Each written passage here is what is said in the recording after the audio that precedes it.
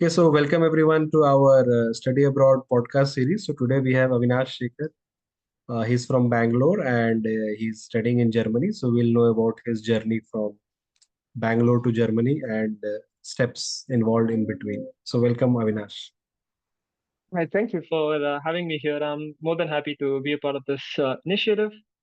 So, I would like to get started by talking about when I started considering going abroad for my studies. So, around for like the fifth semester of my bachelor's program, I was looking into different institutes that I could apply for, primarily because I wanted to pursue research.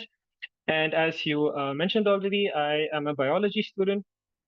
So one of the goals was to be a researcher to try and contribute meaningfully to science and society. So I was looking into what institutes I could apply for, what kind of research infrastructure they have, and Germany was one of the top locations that stood out to me, primarily because there's no tuition fee here.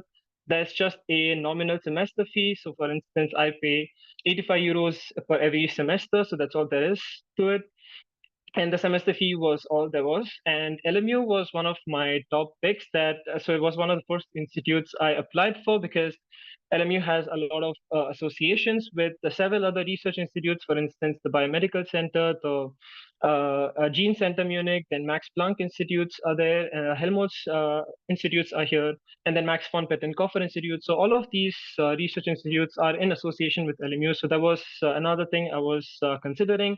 So what kind of opportunities can I make for myself? The more associations, the easier I can leverage this to make opportunities for myself. So that was another consideration. So when I put all of this together, so Germany was obviously one of uh, my ideal study abroad locations. Of course, I considered the US and the UK also, but there were several other factors that I also weighed in on. For instance, safety, security, healthcare, things like that also. And I have been apprehensive about these things in the US and the UK. With Germany, since it's like I probably shouldn't use the term, but it's a socialist country, so there are a lot of social security contributions that you make here in Germany, so they kind of take care of their citizens much better. That's why Germany was one of my top picks. And then when I started looking into research institutes in Germany, LMU was one of my top choices. I applied, desperately hoping that I would get in, and somehow by some luck, I did get in. And the process was definitely not straightforward. There were several elements that I had to take care of. For instance, several different kinds of documents that I had to procure to show that I have enough credits, to show that I have enough research experience in terms of my bachelor's thesis and such. Because the Indian education system is very different from the German education or the European education system. Here they follow an ECTS-based credit system, which is very different. So I had to account for all of those things. However, I have a really good rapport with my dean, so he sort of facilitated all of these processes for me. So I was able to procure the documents in a short span of time and send in the application for LMU. So how many colleges did you apply to roughly? So in Germany, I applied to like three institutes. So one was University of Erlangen, another was Friedrich Schiller University, that's in Jena, and LMU was another. So I heard back from LMU right away. So the others, I really didn't care whether I got in or not. So But did you apply to any other college apart from Germany, or you were pretty sure that no, Germany is no, the only I was place? pretty sure that Germany was the only place that I wanted to go to. Yeah. Okay, okay, that's good. It's a good clarity thing in your case. When somebody is Mhm. already eliminated, one variable country. Okay, Germany done. Now probably Yeah. course also you had because of your bachelor's, and the only thing was probably the college then. That okay, which college offers the best and the thing that I would like to pursue. So only one variable Yeah. to consider, and then you applied Yeah. to three colleges, and obviously you got in one. Well, you probably got in the best one and the first one, so you accepted that, right? Okay, so Yeah. once you accepted, then you had to apply for the visa, flight, accommodation, etc. So how were those documentation and the steps involved in the visa process? So The visa process was definitely convoluted because there were a lot of documents that you have to arrange, and also since Germany has certain regulations for all the international students that wish to pursue education here, we need to have something called as a blocked account, where you essentially send in a specific amount of money, and then you get these monthly disbursements. So, for instance, the when I opened the blogged account, the monthly disbursement was in the amount of 934 euros for 12 months. So I had to show an equivalent of 11,208 euros in my blogged account. And every month I get this 934 euros to cover my living expenses. So this was just for the first year.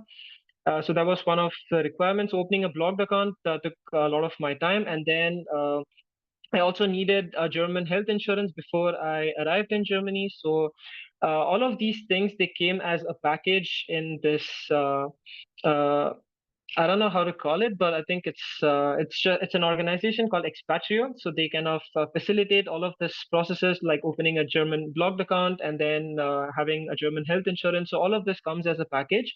So I just went to Expatrio, put in my details and uploaded all the necessary documents, and then opened an account with the Expatrio, and then they created a blogged account and the German health insurance on my behalf, and they just sent me the relevant documentation, which included my health insurance number and the blocked account details. And then I just had to transfer the funds to them. They have a subsidiary here in India, so I had to send, I think it was Muthoot FinCorp, if I'm not wrong. So I had to send all of this money to their account, and then they transferred it to my German blocked account, and then I started receiving my monthly disbursements.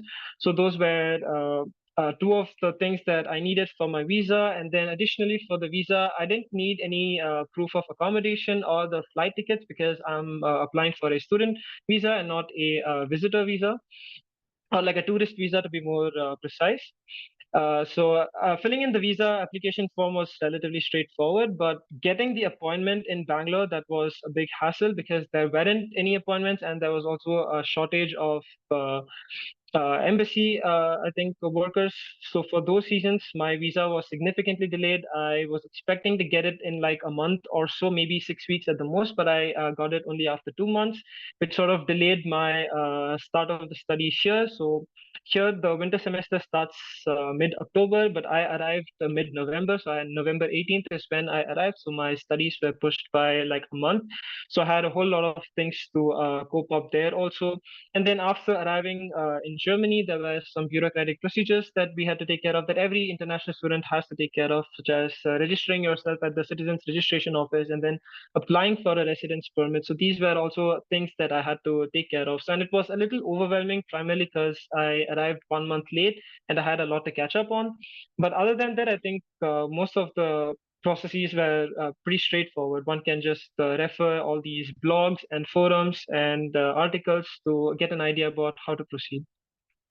So once you got your visa application, etc., you did Mhm. wait for the visa to arrive before you booked your flight ticket, or you booked your flight ticket and you had to reschedule because of the delay. No, I waited until I got my visa. Cause like I was late anyway, so like 1 month late might as well be another week late. What difference does it make? So you are pretty much mentally prepared to join maybe the next semester. Yeah, I mean, so here in like LMU, we can extend our master's degree up to 7 semesters. So, and I already reached out to my study coordinators explaining my plight, and they told me that this is a common occurrence that they have experienced and seen mostly from Indian students, because like the visa process in India seems to take relatively longer than anywhere else. So they said that it's nothing to worry about. I can still start my studies at the winter semester, so it's not like I have to start it from the next semester. It's just that if I need, I can push it to a fifth semester or a sixth semester to finish all of my, to get essentially get all of my credits. So it was not a problem.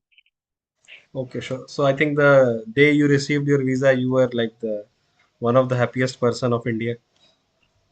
So pretty much, but I was also at the same time a little remorseful because I have to leave my family behind, and like, of course, like we are Indians, so we've grown in a very nuclear family with like parents and grandparents and sisters. So it's obviously difficult to like leave behind all of that bond to like start this new journey ahead. So it was definitely sad that okay, in a few days, like maybe in a week, I have to leave all of this behind. I have to leave my parents behind. So I was worried about them also, how they will take it. Even if I'm mentally prepared for it, even if I'm resilient enough, they might be constantly worried. How is my son doing? Is he eating properly? Is he taking care of himself? So these are common worries that parents have. I didn't want to do that to them.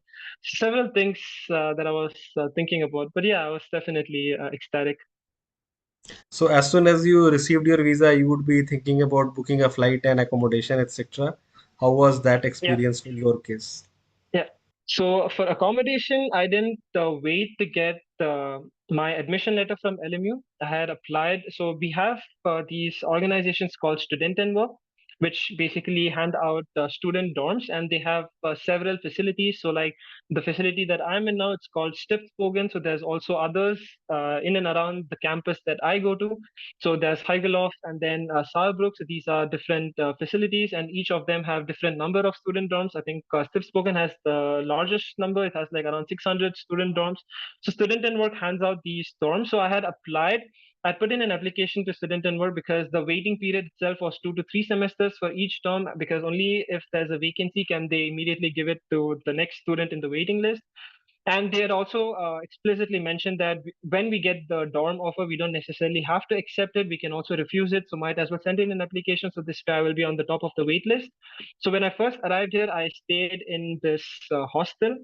It was like a six-bed dorm. I couldn't really unpack or anything because I was sharing it with the six other people. It was just bunk beds, and it was kind of like a hotel where mostly tourists come in if they want to explore Munich or like go for hiking or trekking. So like I was living with people like that. So for the first 2 weeks, I was living like that, and then during those 2 weeks, I managed to find a sublet for the month of December, and then during the month of December, I managed to find a sublet for the month of Jan. So I had to move around a bit, but finally, I got the dorm offer probably because I was at the top of the waiting list. So since Feb 2024, I have been in this dorm. So you have been having a quite an exciting time, like living in the dorm and then finding sublet apartments for a month and then next month. So every time packing and packing, packing and Yeah, packing. yeah, yeah. It was definitely hard, but I would say that getting a dorm has been definitely a blessing because in Munich, it's one of the most expensive cities. Only in terms of rent, because everything else is just nominally priced, like everywhere else in Germany. So, like if groceries and other bare necessities, you will see they're all equally priced. But when it comes to rent, it's just exorbitant. So dorm is very subsidized, so it's the cheapest option, living option you can get in Munich. So I was really glad that I don't have to pay such hefty rents. Sure, sure, sure. So, and which flight did you choose and how did you search for the flight, etc.? How did you come to the final decision of taking the flight? So I've traveled in Qatar a few times. Like most of the times, like we went somewhere, I've traveled in Qatar, and the experience has always been so smooth and just simply fantastic. So I looked into Qatar again to see if they have direct flights from Bangalore to Munich, and they did. So I went ahead with it. But I also talked to some of my other friends who have also gotten admission here in Germany, not necessarily in LMU, but like different institutes. So one of my friends, she's studying in Friedrich Schiller University in Jena, and I asked her which flight she used. She said Lufthansa, and she said that her experience was absolutely awful. Her connecting flight was delayed, and the only kind of compensation that she got was like a 10 euro food voucher or something. So her experience was pretty awful. So I looked into all of these airlines, like Lufthansa was one, and then Etihad was another, Emirates was the other, Qatar was another. After looking into all of these airlines, I then looked into what kind of baggage allowance they had. So Qatar also had this student kind of membership. Not membership, it wouldn't be the right term, but they had this sort of extra allowance for students, where instead of 25 kgs, you get to take 35 kgs plus your cabin baggage. So I went ahead with Qatar, and I had to pay for like just 5 kgs of extra baggage. Sure, sure, sure. So that was good. So when you took this flight and you landed in Munich, how was your Well, journey for the first time you traveled to Munich and like from the airport to like Bangalore airport to Munich? then Munich Yeah, airport to well, your there was accommodation? actually a layover in Doha now that I recall. So from Bangalore to Doha first, and then from Doha, I had to take a connecting flight to Munich. From Bangalore to Doha, it was pretty straightforward because it was in the middle of the night, I think around 3 a.m. or something. So I just spent the time sleeping, not like I do anything during that time. And then after I landed in Doha, so like I informed my parents because there was Wi-Fi. So that's the first thing you do. Just keep your parents in the loop that yes, you landed safely for your layover and things like that. So I sent them a text, and then I was just waiting for my connecting flight. And then that was during the daytime, so that experience was pretty good. Qatar had great food, and then they also constantly kept offering these snacks. And then there was also an on-demand video. So I was watching movies. I think I probably watched The Godfather or something. So I was just spending my time like that. But it was definitely a really tiring flight, and the jet lag definitely hits you 2 or 3 days after. You're either sleeping too soon or sleeping too late because of the time difference. So the jet lag was okay, not too bad, and the flight experience was also not too bad. But I think it was 13 and a half hours or so of total flight time. So my back definitely hurt a little bit, but traveling alone, it was a little scary in the beginning because I never have traveled alone. Not to mention going abroad, which would be my first time. I've never even gone out of India before, and especially stepping into a country where you don't even know the language, so asking for help was another thing I had to deal with. However, people were pretty nice. Even though I spoke in English and didn't really communicate in German, they understood what it is that I wanted help with, and somebody helped me get the ticket from Munich airport. So the public transport connectivity in Munich is just fantastic. So as soon as you land at the airport, there's immediately an S-Bahn leaving from the airport all the way to Hauptbahnhof directly where I had my hostel. So I didn't have to change anywhere. All I had to do was go to the S-Bahn, and there they have these machines that dispense tickets. So that's where I asked somebody to help me with getting the ticket, and they did. And I just took the S-Bahn, like got down at Hauptbahnhof, and then used the free Wi-Fi in the city because I didn't have a SIM card to use mobile data. So I used the free Wi-Fi wherever it was, and then managed to make my way to the hostel. Yeah. What about the initial currency conversion? You carried some cash card. How was it? Yeah.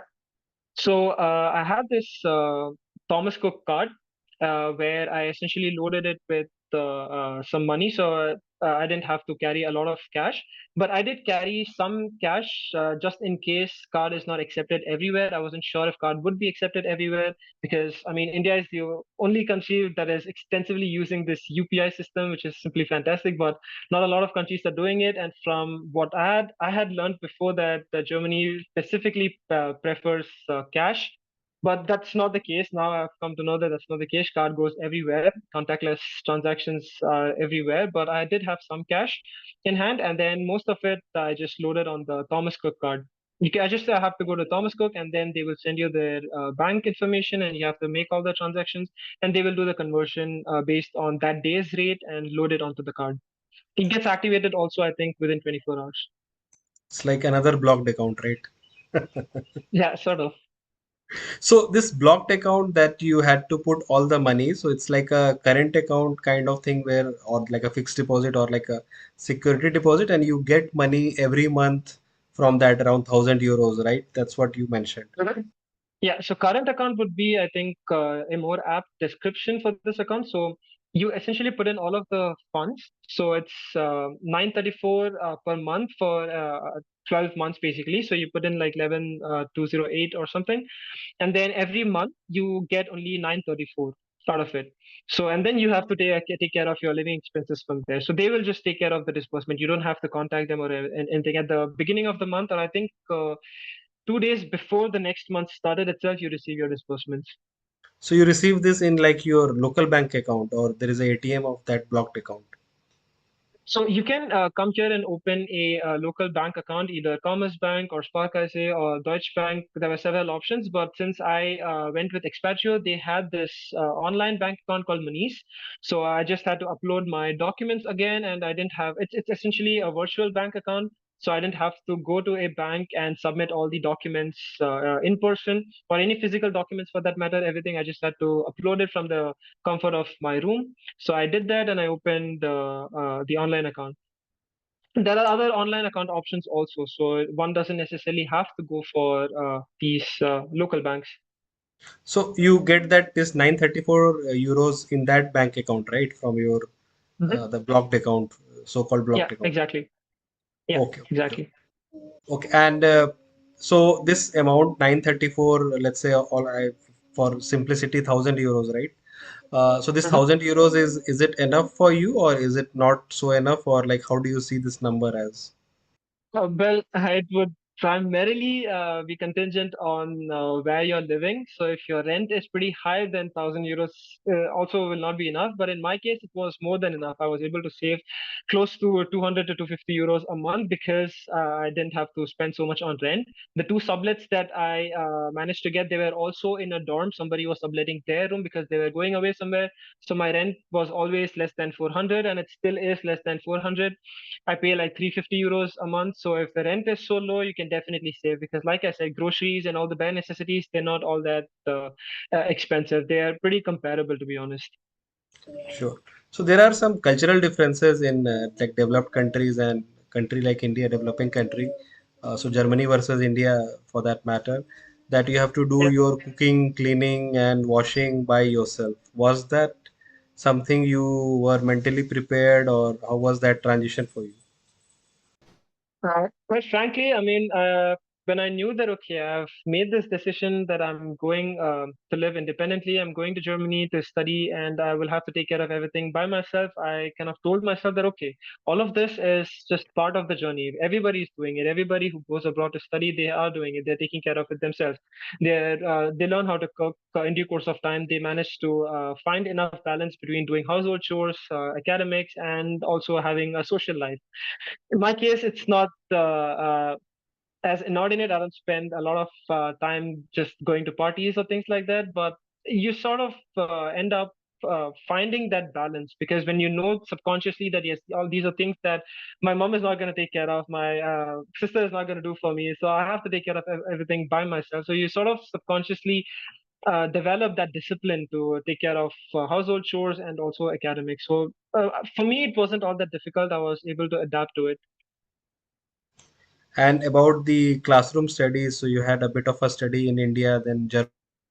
What were the initial shocks or surprises that you saw in the education system or the classroom setting, etc.?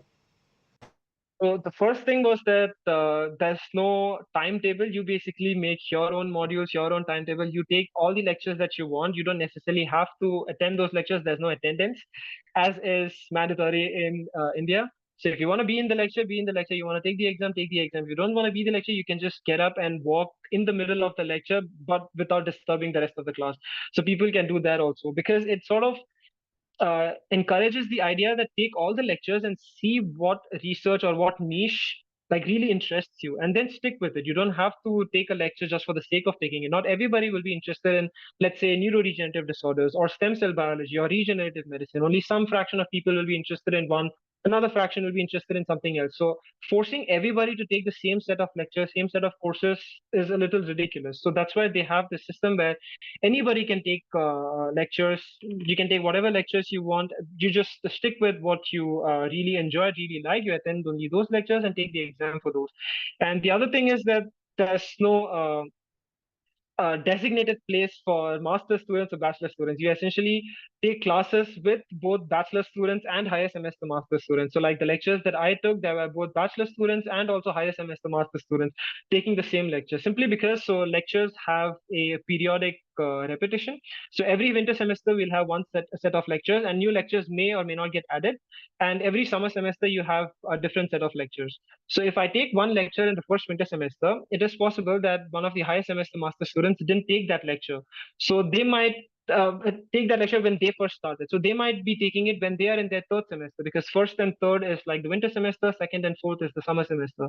So there was another cultural shock that, okay, masters and bachelor students, everybody is sitting together and taking the same lecture. So that was a little bit of a surprise for me. And another thing that people who wish to study here in Germany is should make peace with is that there's no standard 1 hour or 50 minutes periods. Lectures can go on for as long as 2 hours or 3 hours at a stretch with like 10 minutes short breaks in between, or they can be as short as 1 hour.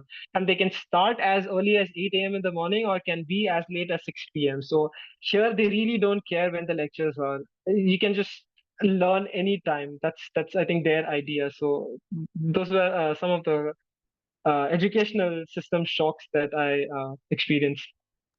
Yeah, yeah. So still there is a start time, end time, and in between any time, not like midnight lecture or something, right? No, no, no, no, definitely not. I think the last lectures are usually around the 6 to 7:30, and then most of the lectures they don't go beyond 7:30 or 8. Yeah. Sure, sure. And what what internship or part-time opportunities you have, or have you had any, like, did you do any part-time job, or are the students allowed to do any part-time jobs or internships, etc.? What's the criteria there? So with a residence permit, like a student residence permit, we are allowed to do 20 hours per week. But exceeding the 20 hours per week would result in the loss of your student status, and you will have to pay additional social security contributions. So with your, if you want to retain your student status, you have to make sure that you don't work for more than 20 hours a week, and the employer usually records these times themselves and pays all the social security contributions from their side. So you don't necessarily have to do anything from your side. And as for part-time job opportunities, there are several. So you can work in these delivery. I think the Burger Me and Bolt. So these are deliveries. So like bike riding deliveries, basically. I don't know how else to put it. So those are there, and then McDonald's. You can work in these stores also. You don't necessarily need to know German if you're basically just taking care of, let's say, the cash registry or just deliveries where you just have to hand in the food package. But there's also, so since I am in biology, there's also a lot of student assistant opportunities. They're called Hilfswissenschaftler. So it essentially translates to student research assistant, where you will essentially be working in a lab with a professor or with let's say a PhD student or like a postdoc or somebody, and you will be working on their projects with them. You essentially don't get to take credit for it, but you can be doing work in the lab and you can get paid for it. So I did manage to find two student assistantships like that. One was purely wet lab, where I had to do things like image analysis, immunostaining, genotyping, basically things or techniques that I want to learn so that I can use them in the future. So that was completely wet lab based student assistantship, and then another one was completely dry lab based, where I just had to do data analysis or implement, let's say, machine learning or deep learning models to let's say predict drug responses for cancer data sets or for classifying proteins from a mass spec data set. So all of this is essentially related to things that I do. So it's in my niche. All of this is basically in biology. So these student assistantship opportunities are also there. So one can it just comes down to your preference, what which type you want. Usually these student assistantships, they have a fixed rate of either 12 euros or 12.41 euros, I think, with the recent increase, or 13.83 euros, but it depends on the institute and the association. You don't necessarily get any raise even if you have worked for, let's say, a year. However, with other kinds of part-time jobs, let's say as a delivery agent, or let's say you're working the cash registry, so the minimum wage can be as high as 15 or 17 euros. So it just comes down to preference. So since I wanted to stay in my field and then learn more things in my field, I went ahead with the student assistantships. So the wage wasn't exactly a big concern for me. I just wanted to learn more stuff. But yeah, so these are some of the opportunities that one can definitely make for themselves. Sure, sure. That's good to know. And what are your future goals? Like in the next few years, what do you plan to do? Well, I've always wanted to head into research. So, like I mentioned before, I wanted to try and contribute meaningfully to science and society. Working in the lab really excites me, and it's not just the results, but it's also the simple things like making a I don't know, reaction tube for, let's say, running PCR, or for cloning, or for I don't know, restriction digest, something like that. So all of these things also excite me. So I want to pursue a, PhD after my master's degree. So right now I'm in the middle of my thesis. So while I'm still uh, like when I'm about to finish my thesis, I will start looking for PhD opportunities because that way I can dive into research. And if I want to get into research, I need to have a PhD. Otherwise, I can't really dive into research. And there's some kinds of research that I want to conduct. Like I want to have my own independent research work, basically. So for the as a, let's say, a postdoctoral researcher or as a postdoctoral fellow, so for those things, I definitely need to have a PhD. So I'm considering applying for PhD positions. Hopefully, I get something at the interface of both wet lab and dry lab because too much of just one would make it a little boring for me. Yeah, yeah, good to know. Good to know about your aspirations. So I guess you'll do PhD, postdoc, and probably maybe there is one option to even become a professor after Yeah, this. I mean, I want to stay in academia for a while. I will see how it evolves over time. Maybe it might change. I might want to go to industry if, let's say, I want to be more financially independent or I want to make more money. A lot of people make that decision. But at the moment, I want to stay in academia because you have more room to pursue independent research and just explore new stuff, discover new stuff when you're in academia. With industries, you're kind of streamlined towards one kind of research that sort of, let's say, either developing one kind of drug or developing one kind of assay. So it's kind of channeled towards that one direction.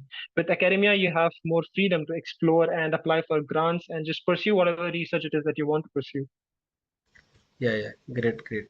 So coming to the very last question, so Avinash, you may have some tips for our juniors, some Mhm. pro tips maybe that you wish you had, and like you also suffered this visa delay and all. So any tips Yeah. that you would like to share with your juniors who are trying to pursue a study abroad dream? And honestly, I'm still finding my way.